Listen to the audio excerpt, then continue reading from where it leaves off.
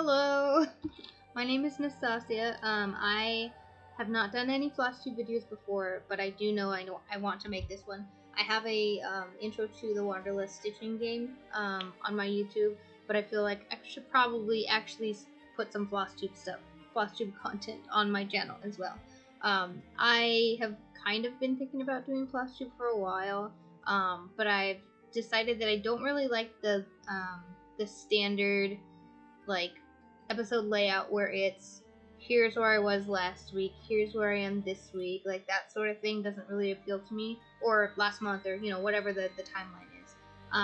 I don't want to be taking out all my projects and showing them. I might end up doing that like by sharing pictures, but that's for like the future. What I kind of want to focus on for my very first FlossTube video is like my organization. I have been, since the beginning of this year, I've been really gung-ho about the Cross Stitch Society, their fandom stitching challenges. I literally have a whole journal dedicated to it. It's got like all these little tabbies and stuff. I started this in January, basically. And I really, really like it. I have since then found some other stitching challenges and games and things which helped me to build to making my own stitchy game. But this is the main one that I'm. Babe, it's my dog. Hi, honey. Yes, I do love you. You're precious. You're precious, precious. Oh, no attention for you, huh? I love you. Oh my gosh. Okay, no more whining. Down. Down. I love you. Down. Okay. So I wanted to take you through the journal. I want to show you like how I keep track of my stitching. Baby boy. Honey. Stop. Down. Down. Go on. Down. Down. Now everyone knows that he doesn't listen.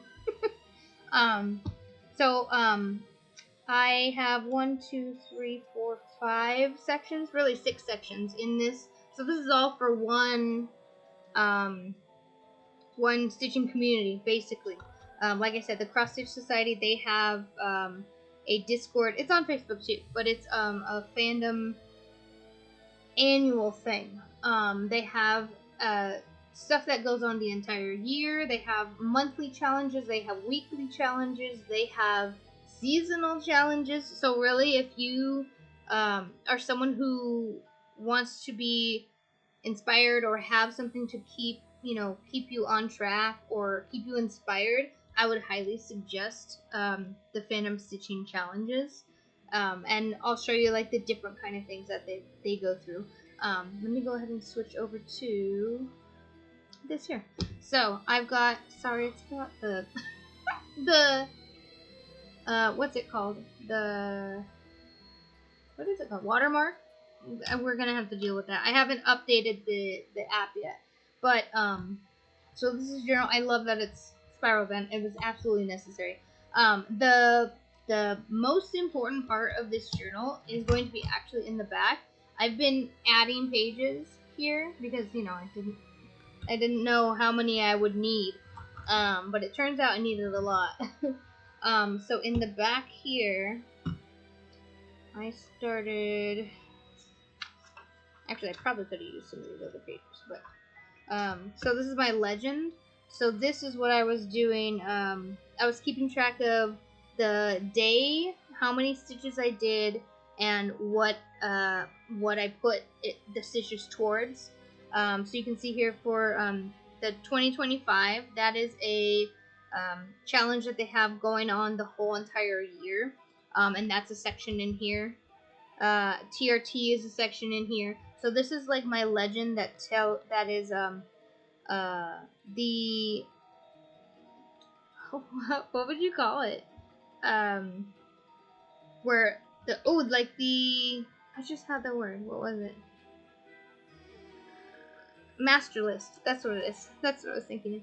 So it has like every stitch I make, I have it logged here. So this is the log, and it tells me where I put it, so that I know I've kept track and it's all good. So I do first I put my stitches in here, and then I put them in the rest of the book. So for the rest of the book, I initially started using this book for the Lost Boys virtual retreat, so that's what like all this stuff is. This is my little cheat sheet that shows what I'm allowed to double dip and stuff. But as far as like actually using it for the year stuff, it starts here. So 25 and 2025 is a annual challenge that they did where you are doing a project and you put in at least 2025 stitches into it, and then you can mark it off as done for your 25 and 2025. So you have to pick at the beginning of the year 25 projects. I don't think they're going to do this next year. This is just what they did for this year specifically, but just kind of shows like the different kind of challenges that they do. So I made in my book, I wrote out the project title, what fabric it's on, the designer, the size of the finished piece, and what number it is in my 25 and 2025 log. I didn't start with the first project. I started with the 7th project that I had on my list. So, but yeah, you can see here I put the date. So the date that's in the back, I also put it here. So it's always going to be in at least two different spots. So once I reached at least 2025 stitches, this pushed me over the 2025. I got an extra bonus points for it being the I'll explain bonus points. But yeah, so once I finish that one, then I move on to the next one, and you can see I started, in January doing all those. I like to have like little pictures that helps, and I would check them off when I finish them. But yeah, all of them have like this one's like only one over, so like I specifically started keeping track of like exactly what I needed. On the February 22nd, I was like 13 stitches, that's all you need. That's it. Don't go anymore. So yeah, that is the 2025 and 2025 annual challenge, obviously. There is also the TRT. So this is another annual challenge. And you can see here it says may not double dip with weekly or 25 for 2025. So there are two annual projects here, the 25 and 2025, and the road travel, so the TRT.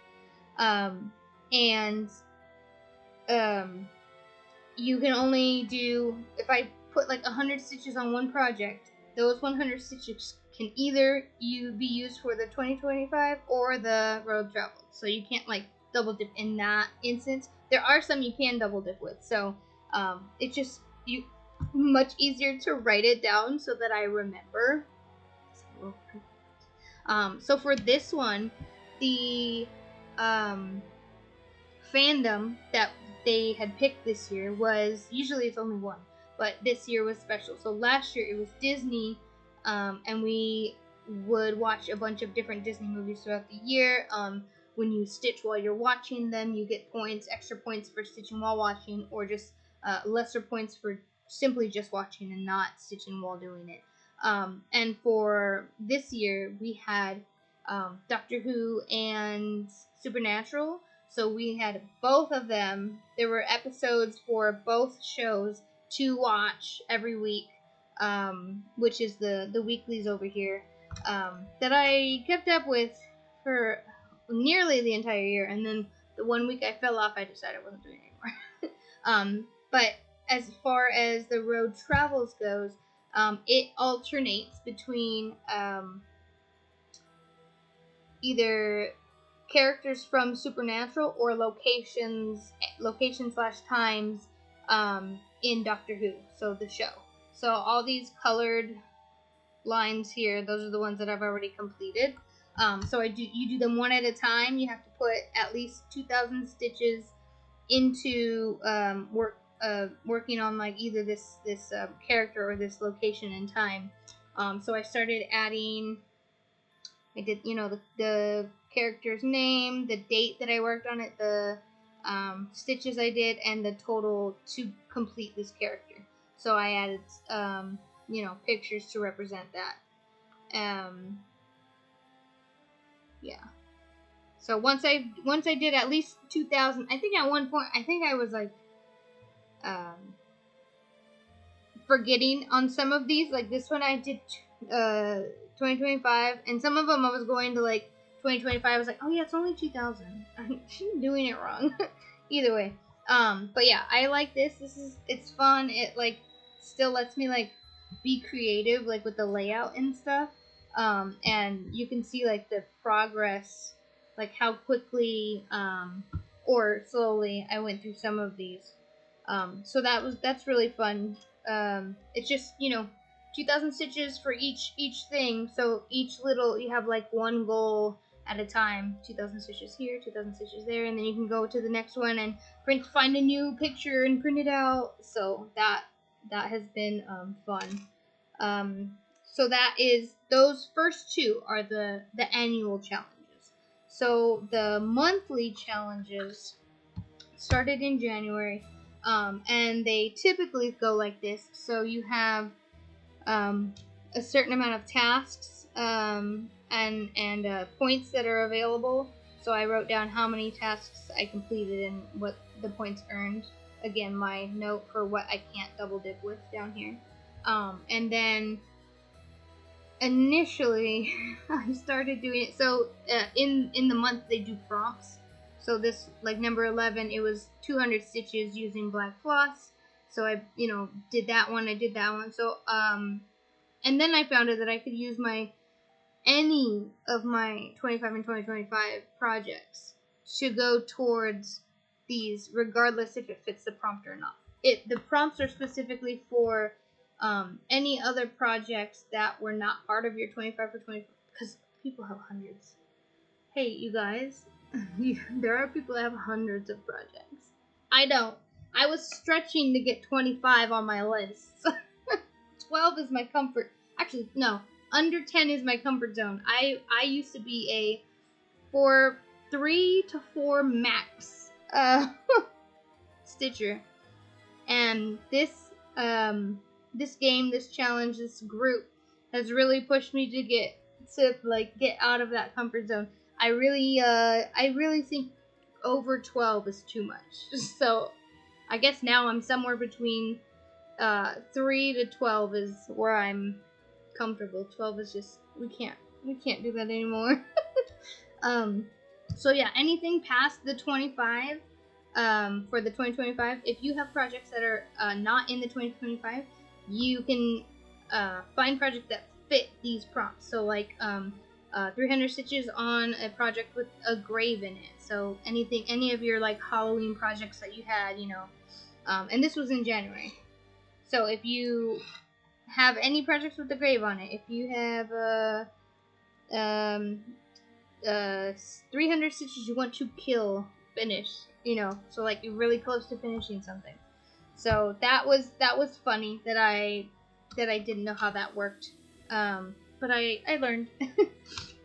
We also do have they have pop-up events every so often, and some of them have like different rules and everything, so I just added an extra page and continued with the different monthlies. And like I said, sometimes the monthlies get a little bit extra. So for their March, they did March Madness. So I had fun making this little spread where they did the different, what are they called, the brackets, right? So I did these like little fun looking brackets, and then we had the winner over here. So I like being able to be creative like that. We also had the spring scavenger hunt. That was very fun. This is how fun it was. I used a spreadsheet. Like, I printed out our spreadsheet. I loved it. It was great. I would not mind doing something like that again. This scavenger hunt it literally got you out of the house and like connecting not only with people but like with your community, there was a task to stitch in a library. There was a task to stitch by the pool, to stitch with friends, to stitch at a live sporting event, to stitch on a train, on a plane, on a cruise boat, or did it say cruise boat or just boat? I don't remember, but there were so many things on here that stitch on a designer in a specific country, or I mean continent, specific proms, specific colors, specific fabric counts and types. Yeah, it was so fun, and you're with a team on that one. So we had fun, like saying, "Oh, I'll do this," or I'm gonna be on a cruise this coming up week, so I'll do that one. You know, that was fun to do. In June for Pride, we stitched on specific projects that were using like red floss or orange floss, or the fabric was that color, so that was fun, like the color challenges. And then for what was this? Oh yeah, in July they had a finish bonus, which was great because the the spring scavenger really got you starting new projects. Well, got me starting new projects because I was starting a new project that were from designers in different countries or continents, I mean. So that was great. I was like, good, I need to wrap some of this up. And then we have August. So September and October, we just did our bingo. So I picked and the thing is, there are different like tiers or levels or whatever. So if you're a monogamous stitcher and you don't have 12 different, was it 12 or I think it was 12. 12 different projects to stitch on, that's fine. Like they have a specific tier for you. So like you can do however many, if you have 3 projects, just put those 3 projects and like put them like multiple times all over the board. And then every time the number letter is called, you just work on that project. And then there's people who have, like I said, hundreds of projects. And they would have, instead of projects here, they would have prompts. So prompts would be called, and you would pick a project that fit the prompt and stitch on that. So, and then we have a bonus like Monster Villain Ghost because Halloween. Today's Halloween, by the way. I'm filming this on Halloween. So that's fun. I don't know what's in store for November and December, but I'm sure I'll participate. And then, so here's our weekly watch. And like I said, I was keeping up with it pretty religiously. So you would get 8 points. I guess so. I did this. So for this, you get 2 points for watching without stitching and 4 points for watching while stitching. So most of the time I would stitch while I watched. So that's how I was able to get these. Just keep track of everything. Just bloop, bloop, bloop, just like that. All the way through. Until I stopped watching. Where did I stop watching? August. The last week of August, I missed all of Supernatural. I only watched Doctor Who, and then I watched only a few of these, and then I decided I wasn't doing it anymore. So I even stopped. I didn't even bother writing them down. So I'm done with watching the shows. Doctor Who was fine. Supernatural, I fell out a long time ago. Alright, so then the last ones are the weekly stitch. So the weekly stitch, same thing with the monthly prompts. Like if you use a 25 and 2025 project, you don't have to fit the prompts. So like I started this week, or this very first week in January, stitch on something new, a new designer, that was new to me designer. I used this one, and then I realized it doesn't have to be by the prompt. If you're using your 25 and 2025, I have plenty. That's all I need. That's all I need is those those that I don't need to make extras. personally, I mean, in the future, I don't know. I hope not. I don't know if I could handle that. Look at how crazy I am with it being on only like 12 projects at a time. So yeah, I kept track of the weeklies, and here we are in October, and I would just change the color of the month. And then that brings us back to my legend here. So those are, that's all for fandom. In, I don't know, a couple months ago, maybe halfway through the year, I started another game.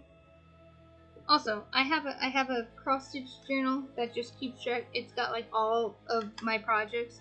So I really only use this to add a project when I first start it, and to mark when it's been finished and like what I did with it and stuff like that. So that doesn't really get used a lot, even though I still consider it my cross stitch journal. So I have 3 cross stitch journals. I recently, I was playing a game on Facebook called Myth and Magic, and this was during the summer. So like I kept track of the stitches that I did, the day the stitches I did, the claim number, the what my stitches were used for, that sort of thing. I have. So this was in August. So in August I started this.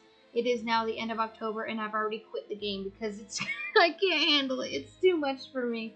I get stressed out. I left because I could not regulate my friggin' heart rate. I was too stressed about their events. So I've decided that game is just not for me. I can't handle it. For me personally, for my personality, I cannot. So, but for the people who can, power to them, because that's hard. It's rough, man, and you gotta be fast. So that one's not for me anymore, but I've decided I will keep this, I don't know, for memories. But I specifically bought this notebook for it because there actually is, let me see if I still have one. No. Actually, wait, I have them in the back. I tore them out and I used them in the back. Oh, so they do stuff in 24-hour periods. So you have a specific number. That's like the password, and within 24 hours you have to post a claim. So this is where I wrote at 2 o'clock I started my claim there, and then at 12 a.m. At 12 a.m. I finished that claim, and then I started it second one over here and did it over here. So I had to keep track of the hours, which is a lot. So yeah, that's why I needed this specific like hourly breakdown of days. But now I only use it for, well, now I've switched over. I'm gonna be using it for my I play a zoo game on Facebook, which I'm enjoying. It's a lot more lax. And I'm also playing my Wanderlust game that I created. So this planner has just been taken over by those 2 games, and it is kind of organized really weird because, you know, it's broken down by hours, but it's not necessary anymore. So I might need a new journal for that. But that's all to say that I have at least 2 or at least 3 journals that are Stitch related, you know, to stay organized. And I kind of just, I don't think enough people talk about like the way that they stay organized. I know that people do talk about it, but like they don't have like a whole episode dedicated to it. I have seen people put stuff like behind them on a like a, what is it, like a, not a board, well yeah, a board, like a whiteboard or like a magnet board, or you know, something up. Those are so fun to me. People that like write their project on a magnet that's on a board, and they have like the days of the week or something. They're like, oh, this week I'm gonna be working on this, this, and that, and that's so cool to see. And then of course there's people who have their plans on like a spreadsheet, or on was like good notes or something like that. So I really would love to see how you guys plan your stuff. Obviously with the journal that I shared, it's all contingent on like the parameters of the challenge that the fandom has. It's all laid out already. But I know that you guys are also creating your own goals and setting your own like parameters. And I love seeing all of that. So this is my call to the Stitchers to possibly walk us through your goal setting, how you stay organized, how you keep track of your stitches. I would love to see that, especially if you have it in a journal form or something. I personally I love like writing in a journal and like being creative and making like a layout and stuff. I used to do like the Bujo, bullet journaling. I never did it correctly, I don't think, but I mean, apparently there's not. I don't know. Anyway, so thank you guys for I don't know, just listening, I guess. I do plan to put out some other FlossTube videos. Like I said, it's probably not going to be like the regular ones that most people do, like progress stuff or whatever. But I definitely plan to at least maybe once a month, because I really like setting up my plans for the like fandom different, like when they have monthly challenges, because they're always like changing and everything. So if you would like to see the way that I set those things up, or just like follow along with the different stitching challenges, go ahead and click follow, I guess. Oh, subscribe. That's what it is. It's subscribe. Yeah, I also love to see like the different kind of challenges. Like I know Alchemist Stitcher just came up with kind of like I felt like it was kind of giving top 8 MySpace vibes. But it's also very cool because she did like assign specific projects to specific floss tubers that she watches. So like when they release a video, she'll like stitch a specific amount on the project that they're assigned to, which is cool because not only is it encouraging her to keep up with watching their floss tubes and encouraging her to stitch on projects that she wants to get progress on. It's also like kind of that thing where you tag 5 of your friends, like that thing, and helping to connect stitchers and floss tubers and people who are watching to other floss tubers, so that it's that, what is it called? Do you remember that? Where you would not a pyramid scheme, but like when you would like the ice bucket challenge. Like I did the ice bucket challenge. Now I'm gonna challenge 5 of you and this person, that person, that person. Like I don't know. Anyways, yeah. So all right, I think that's enough. Okay, bye.